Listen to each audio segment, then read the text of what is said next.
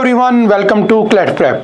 आज है 4 अक्टूबर 2025। जैसा कि आप सभी को पता है, हम डेली न्यूज एनालिसिस करते हैं, फैक्चुअल एनालिसिस करते हैं और उसके साथ साथ 20 क्वेश्चंस की प्रैक्टिस भी करते हैं। तो चलिए उसी सीक्वेंस को कंटिन्यू करते हैं। आज कौन सा दिन है? आज है 4 अक्टूबर 2025। देखते हैं आज की न्यूज़पेपर से कौन कौन से क्वेश्चंस हमारे लिए बने हैं। पहला, by how much has the Union Cabinet increased dearness allowance and dearness relief for the central government employees and pensioners with effective from 1st of the July 2025? तो कितने परसेंटेज बढ़ा दिया गया डीए? तो याद रखना 3% बढ़ा दिया गया है, 55% to 58%. Where was the 11th World Green Economy Summit held? तो इस बार की जो वर्ल्ड ग्रीन इकोनॉमी समिट है 2025 कहां पर हुई है? तो सिंपल याद रखना आपका Dubai. Option number A is the right answer. What is the MSP? जो आपका मिनिमम सपोर्ट प्राइस है वो कितना है व्हीट के लिए, जिसमें लगभग 160 रुपए पर क्विंटल बढ़ा दिए गए हैं। और जो नेक्स्ट सेशन रहने वाला है 2026-27 उस मार्केटिंग सीजन में आपका जो व्हीट का प्राइस है वो लगभग 160 रुपए पर क्विंटल बढ़ाकर कितना हो चुका है? तो उसकी एमएसपी कितनी हो गई है? 2585 पर क्विंटल, यानी कि 2585 रुपए आपके पर क्विंटल गेहूं आपको पड़ने वाला है एमएसपी पे, जो सरकार खरीदेगी। बेचेगी वो बात की बातें हैं। इंडिया वाज कॉन्फर्ड, यही तो इशू था उसके साथ, है ना, इसीलिए तो एमएसपी प्रोटेस्ट वगैरह हो रहे थे। India was conferred with the ISSA award 2025 in October 2025 for which achievement? तो क्या मिला है इंडिया को? Outstanding achievement in social security में ये अवार्ड दिया गया है 2025 वाला।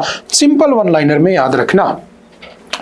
भगवान महावीर वाइल्ड लाइफ सेंचुरी कहां पर है? तो याद रखना भगवान Mahavir wild life sanctuary Goa में बनी हुई है। और महावीर नेशनल पार्क भी कहां पर है? तो महावीर नेशनल पार्क भी गोवा में ही है। Next, which institution has launched a tool called Saral? किसने सरल को लॉन्च किया है? To make scientific research more accessible. तो साइंटिफिक रिसर्च की जहां बात आती है वहां सीधा सीधा एएनआरएफ आ जाता है, अनुसंधान नेशनल रिसर्च फाउंडेशन, जो कि आपका 2023 में स्टार्ट किया गया था। 2028 तक 5 साल का विजन था और जो लगभग 50,000 करोड़ रुपीस का क्या था? प्रोजेक्ट था। ठीक है, ये उसका राइट आंसर हो जाएगा। Option number A is the right answer. Which state or UT has become the first in India to conduct a full population estimation of snow leopards? Snow leopards याद रखना is a part of International Big Cat Alliance। उसमें भारत की तरफ से कौन नहीं है? तो भारत में प्यूमा जैगुआर नहीं है, बाकी उसके पार्ट तो वो है ही। और ब्लैक पैंथर उसका पार्ट नहीं है क्योंकि वो मेलानिज्म से बनता, आप जानते हो। स्नो लेपर्ड भी उसका पार्ट है। तो किसने करवाया? तो हिमाचल प्रदेश ने उसका सेंसस करवाया, जो लगभग बढ़कर अब पहले 52 थे, अब बढ़कर वो लगभग 81 हो चुके हैं स्नो लेपर्ड्स की population in the Himachal Pradesh. Sir creek is a tidal estuary separating which Indian state और यूटी फ्रॉम पाकिस्तान? ये आज हमने पहले ही न्यूज में पढ़ा था। जो हमारा एडिटोरियल था मैरीटाइम, जो हमारी पावर थी, उसके ऊपर एक एडिटोरियल लिखा हुआ था। तो उसके ऊपर हमारे जो राजनाथ सिंह जी, उन्होंने कहा था कि अगर यहाँ पर तुमने पाकिस्तान ने कुछ गड़बड़ की तो उनकी ज्योग्राफी को हम क्या कर देंगे, उसकी हिस्ट्री को बदल के रख देंगे, है ना, ऐसा कुछ उन्होंने बयान दिया होता है। तो ये हमने पढ़ा था। तो कहाँ पर है ये? तो आपका गुजरात में है। ठीक है, जो आपको किसको अलग करता है? पाकिस्तान से गुजरात को अलग करता है। ठीक है, sir creek. During which India-Pakistan war did the Indian Navy launch Operation Trident and Operation Python? तो ये हमारी नेवी ने लॉन्च किए थे। जैसे अभी ऑपरेशन सिंदूर इंडियन आर्मी और एयरफोर्स का जॉइंट वो था, आपका एडवेंचर था। ठीक है, वेंचर था, आप कह सकते हो, ऑपरेशन था। ठीक है, ये किसका था? 1971 में किसने किया था? आपकी इंडियन नेवी ने। ठीक है, आर्मर्ड फोर्सेस के, है ना, एयरफोर्स के एक्सरसाइज वगैरह थी, जो हमारे आपके जो ऑपरेशंस थे वो हमने भी पहलगाम वाली न्यूज में पढ़ रखे हैं। The China Pakistan economic corridor, जिसे हम सीपीसी कहते हैं, that is a part of BRI belt and road initiative that is passing through, कहां से जा रहा है? आपका Pakistan occupied Kashmir. Connects the port city of Gwadar. Gwadar को किससे कनेक्ट करता है? तो ये आपके जिनजियांग से कनेक्ट करता है। Option number B is the right answer. यही तो पढ़ा था हमने पहले एडिटोरियल में कि वो जानबूझकर वहां से पास करा रहा है ताकि कल को इंडिया उसे लेना भी चाहे तो चाइना का भी उसके बीच में क्या आ जाए? इंटरफेरेंस आ जाए। ठीक है, चलते हैं next. The CPEC project passes through which disputed territory claimed by India? तो पाकिस्तान ऑक्यूपाइड कश्मीर और गिलगिट बाल्टिस्तान, यानी दोनों से जा रहा है बेसिकली ना, A and B is the right answer. POK वाला तो डिस्प्यूट हमने पढ़ा ही था आज। नेक्स्ट है which of the following operations was launched in 2009?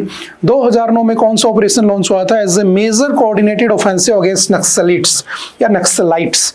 तो कौन सा था? तो सिंपल याद रखना ऑपरेशन ग्रीन हंट। ये हमने सारे के सारे ऑपरेशन पढ़े थे एडिटोरियल में, अगर आपने देखा होगा तो सबके ईयर भी आपको याद होंगे। इसका राइट आंसर हो जाएगा operation Hunt, that was green Hunt, that was started या लॉन्च्ड इन 2009। ऑपरेशन समाधान, जिसमें हमने SAMADHAN के सारे मीनिंग भी पढ़े थे एडिटोरियल में।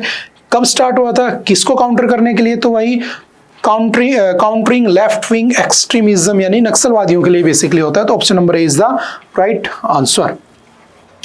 Next, which paramilitary force plays the lead role in anti Naxal operations in India?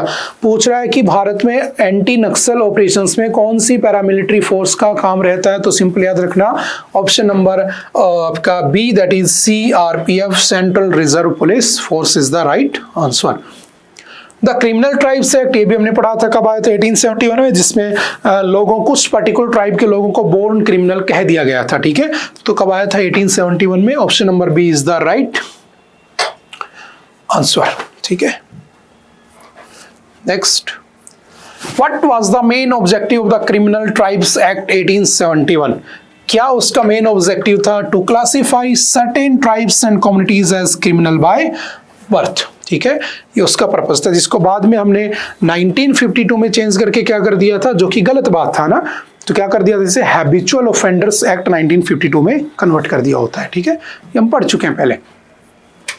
Which act abolish slavery through out British India? कौन से एक्ट से पूरे ब्रिटिश इंडिया में से स्लेवरी को हटा दिया गया था?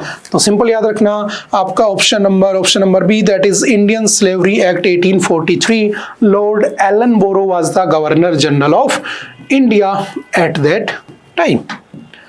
सबसे ज्यादा रिफॉर्म करने वाला कौन था? लॉर्ड आपका विलियम बेंटिक। ठीक है, जिन्होंने आपके सती प्रथा, ठगी प्रथा, इन सबको बैन करवाया होता है।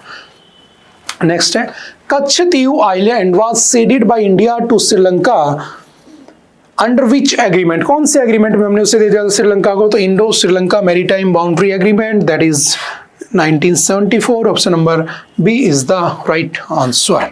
ठीक है, Katchatheevu island lies in which of the following water bodies? कहां पर है? तो गल्फ ऑफ मन्नार नहीं, वो तो इस तरफ है।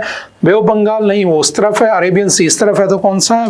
पाक बे, या इसे हम पाक स्ट्रेट भी कह देते हैं। ठीक है, तो option number B is the right answer. Simple से याद रखना, काफी बार ये डिस्प्यूट आता रहता है तमिलनाडु को लेकर, क्योंकि तमिलनाडु के ही मछुआरे या मछली पकड़ने वाले फिशरमैन वहां पकड़े जाते हैं और वो न्यूज में आते रहते हैं। Next, the International Solar Alliance was jointly launched by India and which country? कौन सी कंट्री ने मिलकर इसको शुरू किया था? तो फ्रांस ने 2015 में। और इसका हेडक्वार्टर कहाँ बनाया गया था? तो सिंपल याद रखना गुरुग्राम। ठीक है, जिसको पहले गुड़गांव कहते थे, हरियाणा। ठीक है, और उसके बाद 2023 में जब G20 भारत में होता है तो वहां पर हमने क्या शुरू कर दिया था? बायोफ्यूल अलायंस को शुरू कर दिया था। ठीक है, और जब हमने ये शुरू किया था उस समय सन, सोलर एनर्जी का ही सोर्स हमारे सामने था। अब हमारे पास बहुत सारे रिसोर्स हो चुके हैं। चलते नेक्स्ट। ओके, आई थिंक आज के लिए इतना ही था। आई होप कि आपको बातें समझ में आई होंगी। फिर भी अगर किसी तरह का कोई डाउट रहता है तो आप एनी टाइम आकर मिल सकते हैं, पूछ सकते हैं, अपने डाउट को क्लियर कर सकते हैं। ओके, बाय बाय, मिलते हैं फिर कभी किसी नेक्स्ट लेक्चर में। Okay, thank you, have a nice day.